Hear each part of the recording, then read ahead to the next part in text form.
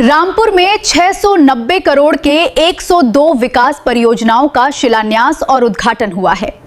रामपुर में 690 करोड़ रुपए से अधिक लागत की 102 विकास परियोजनाओं के लोकार्पण और शिलान्यास कार्यक्रम में मुख्यमंत्री योगी आदित्यनाथ ने विपक्ष पर जमकर निशाना साधा। उन्होंने कहा कि याद करिए, यही उत्तर प्रदेश था जहां पहचान का संकट था। न बेटियां सुरक्षित थीं, न व्यापारी सुरक्षित थे। अन्नदाता किसान आत्महत्या करने को मजबूर था और नौजवानों को रोजगार नहीं मिलता था।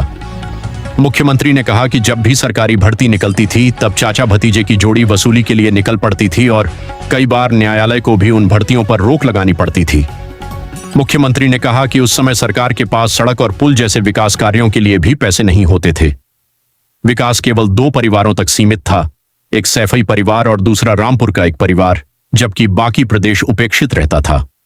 उन्होंने आरोप लगाया कि समाजवादी पार्टी ने सामाजिक ताने बाने को नुकसान पहुंचाया और प्रदेश की विरासत का अपमान करने में कोई कसर नहीं छोड़ी। योगी आदित्यनाथ ने आगे कहा कि समाजवादी पार्टी की सरकार में कांवड़ यात्रा तक नहीं निकलने देने की बातें होती थीं। पर्व त्योहारों से पहले दंगे और फसाद उत्तर प्रदेश की पहचान बन गए थे और जन्माष्टमी जैसे धार्मिक आयोजन भी प्रभावित होते थे।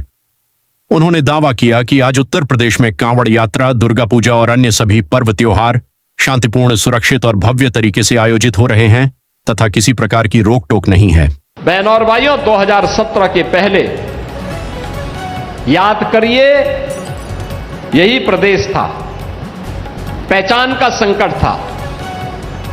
न बेटी सुरक्षित थी, न व्यापारी सुरक्षित था। अन्नदाता किसान आत्महत्या करने के लिए मजबूर होता था। नौजवान के लिए कोई रोजगार नहीं, कोई सरकारी विज्ञापन निकलता था तो चाचा भतीजे की जोड़ी वसूली के लिए निकल पड़ती थी। न्यायालय को उस पर रोक लगानी पड़ती थी। सरकार की निरंकुश नीतियों के कारण हमारा परंपरागत उद्यम बंद हो रहा था।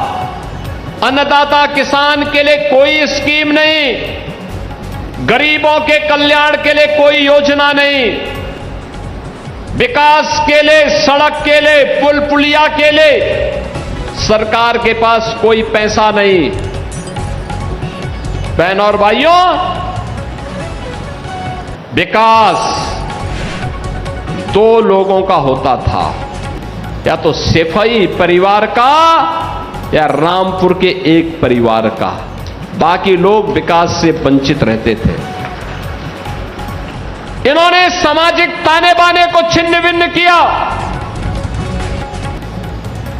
जनभावनाओं के साथ खिलवाड़ किया, विरासत को अपमानित करने के लिए, बहन बेटियों को अपमानित करने के लिए समाजवादी पार्टी ने कुछ भी कोर कसर नहीं छोड़ी थी। बहनों और भाइयों, आज मैं कह सकता हूं, जिस उत्तर प्रदेश में विरासत का अपमान समाजवादी पार्टी की सरकार में होता था, वे कहते थे कांवड़ यात्रा नहीं निकलने देंगे। उत्सव के पहले उपद्रव प्रारंभ हो जाते थे। कोई पर्व और त्योहार के पहले दंगे फसाद उत्तर प्रदेश की पहचान बन जाती थी। 2017 के पहले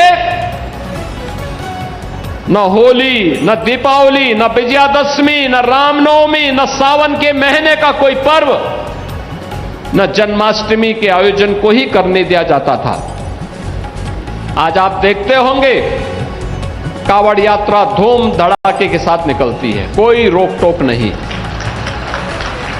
दुर्गा पूजा शानदार तरीके से होती है, कोई रोक टोक नहीं। दीपावली का आयोजन पूरी भव्यता के साथ होता है, कोई रोक टोक नहीं। जिस समाजवादी पार्टी ने श्री कृष्ण जन्मोत्सव का कार्यक्रम, श्री कृष्ण जन्माष्टमी के कार्यक्रम को रोक लगाई थी, हमारी सरकार ने उस रोक को दूर करके भगवान राम के जन्मोत्सव रामनवमी का आयोजन हो, श्री कृष्ण भगवान के जन्मोत्सव का कार्यक्रम, श्री कृष्ण जन्माष्टमी का कार्यक्रम हो, होली हो, दीपावली हो, विजयादशमी हो, दुर्गा पूजा हो, कोई भी पर्व और त्योहार हो, उन सभी की बाधाओं को दूर करके आज फिर से उत्सवपूर्ण माहौल के रूप में उत्तर प्रदेश का माहौल बदला है।